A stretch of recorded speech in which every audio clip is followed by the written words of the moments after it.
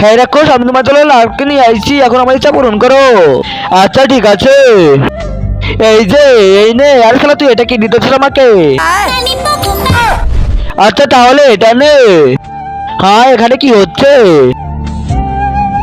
আরে ভাই চল আমরা ওই লাড়কে গুছাই গে, ওর কাছে তাহলে আপেল নিবো আমরা ওই লাড়কে দিয়ে।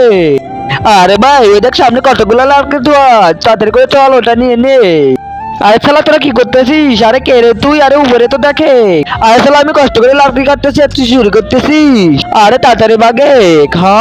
আরে দেখো সামনে লাকড়ি আছে, আমাদেরকে আপেল দাও। এই নাও, এই যে তোমাদের দুইটা আপেল। হ্যাঁ ভাই, ওর কাছ থেকে আমার একটা কথা শুনতে হবে। চল তাহলে। আচ্ছা রাক্ষস, তুমি এই লাকড়ি গুছাইতেছো কেন? তোমাদেরকে পোড়ানোর জন্য। হ্যাঁ পোড়াবা মানে?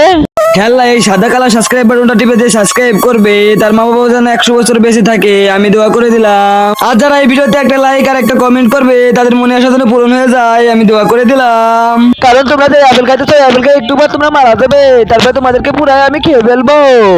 হ্যাঁ সারা রাক্ষস এটা কি বলতেছে? আরে আমরা একটা কি করলাম?